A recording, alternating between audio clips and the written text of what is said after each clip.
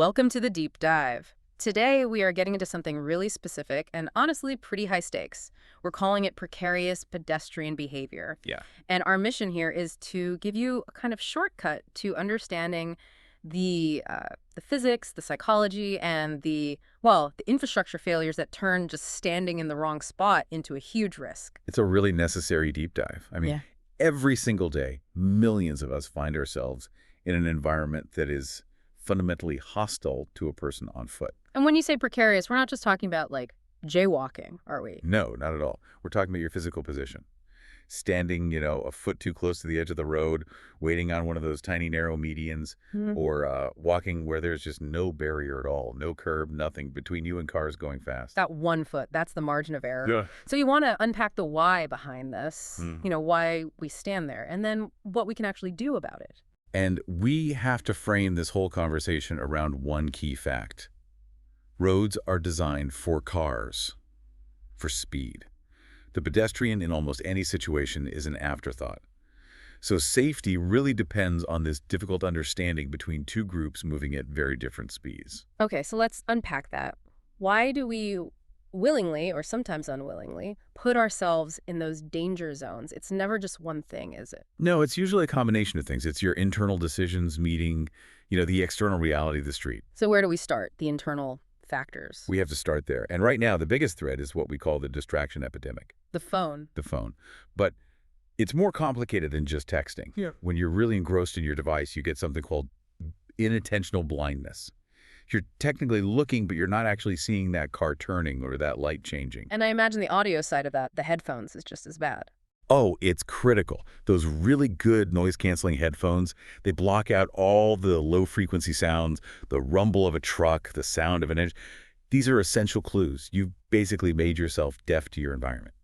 Okay, so that's the passive mistake. What about the active one? The choice to, run across the middle of the block just to save 30 seconds. That's impatience. It's convenience. People jaywalk, or they'll walk out in the street because some construction is blocking the sidewalk. They're making a quick risk calculation in their head. And that calculation is often wrong. It is. It connects to this false sense of safety. We tend to overestimate how quickly a driver can see us and react. Or we think, oh, they'll see me. And of course, if you add any kind of impairment, alcohol or drugs, that judgment is completely gone. So those are the cognitive errors. But sometimes you just don't have a choice, right? The infrastructure itself is the problem. Precisely. In so many places, there just are no sidewalks. So you're forced onto the shoulder, or worse, right into the road.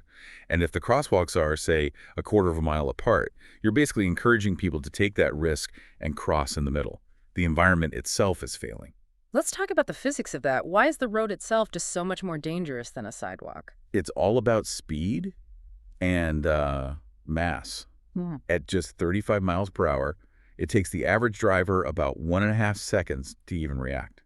In that time, their car has traveled the length of a pro basketball court. Wow. Before they've even touched the brakes. So if you're standing 2 feet from that white line, you're in a space where it is physically impossible for them to stop. There's no way. Okay, this is where it gets really interesting for me, the actionable stuff. If the world is full of these gaps and distractions, how do we actually improve our own safety? We have to elevate the idea of visibility. It's not just wearing a bright color. You need to understand something called retroreflectivity. At night, a white shirt just reflects ambient light. But retroreflective material, the kind you see on running gear, it bounces light directly back to the source. So a car's headlights hit it, and that light shoots right back into the driver's eyes. It's incredibly bright. You're basically a beacon. So what about our habits? What's this idea of defensive walking? Defensive walking is a mindset. You assume you are invisible until you can prove otherwise. I like that. So you're constantly scanning, full 360 sweep. And you make a rule. If you absolutely have to look at your phone, you stop walking completely, you move over to a safe spot, like into just a wall, and then you look. Okay, let's get tactical with crossing. We all learned look both ways, but what's the one step that actually guarantees safety? So the sequence is vital. Look left, then right, and this is the part people forget, left again, just in case a car appeared in that last second. Left, right, left again, got it. But the absolute guarantee, it's making eye contact. You have to physically see the driver's eyes and know that they have seen you. That's the confirmation. If you can't get that eye contact, you don't go. Period. That makes so much sense. Now, what about how fast you cross? My instinct is to just sprint across to spend less time in the road. You say that's a bad idea. It's a bad idea for two reasons. First, you're way more likely to trip and fall, which is obviously a disaster. Right. And second, running is erratic. Drivers are trying to predict your path and your speed. A quick, confident walk is predictable. A sudden sprint can confuse them, and they might misjudge where you're going to be. And for those unavoidable situations, Yeah. say a sidewalk is totally blocked by construction, what's the protocol? The rule has to be strict here. You follow the detour signs. If there aren't any, you cross the street at the nearest safe, legal crosswalk, and you use the sidewalk on the other side. You don't just walk in the traffic lane around it. Never. You never walk in the traffic lane to get around an obstacle. It's not worth the risk. Okay, this isn't a one-way street, though. Drivers have a huge role here. What's the immediate protocol for a driver who sees a pedestrian in one of these precarious spots? Immediate speed reduction. That's number one. But, you can't just slam on your brakes on a busy road. You could cause a pileup. Right, create a new problem. Exactly. So the protocol should be layered. First, you tap your brakes to alert the car behind you. Maybe you flash your hazards. Then you slow down smoothly and give that pedestrian as much space as you possibly can. What about the horn? When is it okay to use it? The horn is a warning tool, not an anger tool. A quick, short tap if a pedestrian is clearly unaware, looking at their phone, back turn to traffic. But no long, angry blasts. No, that just startles people. Ugh. And a startled person might freeze or even jump the wrong way. It makes the situation worse. And when you're approaching a crosswalk, what does truly yielding look like? It means a complete stop, not a rolling stop, a full stop. Right. And you wait until they're safely across. You also have to give pedestrians walking on the shoulder a lot of room, at least 3 feet of space as you pass them. Okay, now for the worst-case scenario. A pedestrian crisis. You, our listener, are somehow stuck in the middle of a busy road, maybe on a tiny median during rush hour. What do? The first thing, and the hardest, is to stay calm. Panic leads to deadly decisions, like trying to dart through a small gap in traffic. So you just stand there. You stand there and you make yourself as visible as you can. Signal with your arms. What kind of signal? You can hold one arm out, palm facing traffic like a stop signal. Use your other arm to point where you want to go. You have to wait for a significant gap in traffic. A gap so big that the approaching car won't even need to brake for you. And if that gap just never comes? If you're truly stuck and traffic is relentless, you use your phone. Call for non-emergency assistance, or if you feel your life is in immediate danger, emergency services. Sometimes the safest thing is to wait for a professional to stop traffic for you. So, bringing this all together, what does this mean for the bigger systems that are supposed to protect us?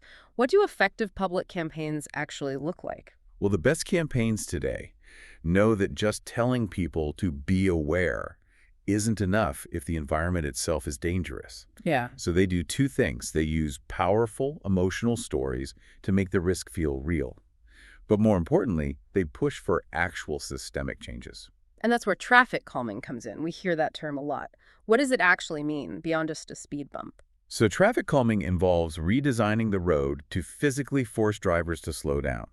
Things like curve extensions or bump outs, which narrow the road at crosswalks. This shortens the distance the pedestrian has to cross. Less time exposed to traffic. Exactly. Or you have raised crosswalks, which act like a wide, flat speed bump. They force cars to slow down, and they lift the pedestrian up to the driver's eye level. These are things that change the environment itself. So it's a structural change, not just a behavioral one. It's not just telling people to put their phone away. It shifts the burden. You're making the street inherently safer, regardless of how focused any one person is on any given day. Before we wrap up, I want to hit that very specific legal question from our research. Can a pedestrian stand in a parking spot to hold it for a car? Yeah. The answer, legally and for safety reasons, is no. No. No. A parking spot is part of the road, and it's governed by traffic laws meant for vehicles. A person standing there is technically impeding traffic, and it's just a recipe for conflict and danger. That's a great, clear answer. Okay. So to recap the big takeaways, it's about eliminating our own distractions, practicing that defensive walking, the left, right, left check, the eye contact. And for drivers, it's managing speed and giving space. Exactly.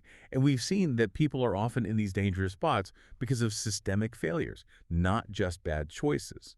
And that brings up a really important question for you to think about on your own. Given how risky bad infrastructure is, should our public safety money be focused more on redesigning our streets with things like those curb extensions we talked about, instead of just funding campaigns that tell pedestrians to be more careful in an environment that is, by its very design, unsafe? That's the real challenge. Please like, subscribe, and get notified.